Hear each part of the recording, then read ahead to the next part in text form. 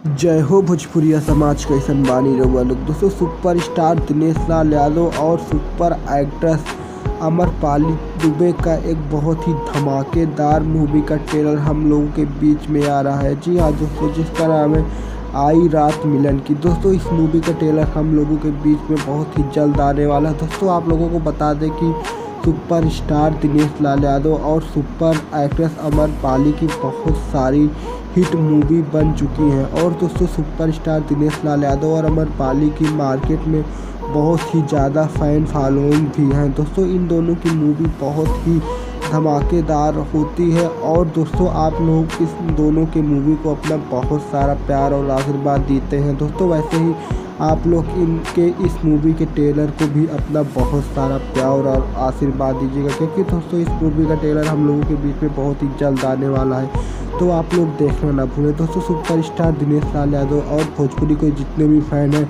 वो हमारे चैनल को सब्सक्राइब करें, क्योंकि हम भोजपुरी से जुड़ी छोटी सी बड़ी न्यूज़ सबसे पहले आपको देते हैं। मिलते हैं नेक्स्ट वीडियो में। जय हिंद, जय भारत, जय भोजपुरी समाज।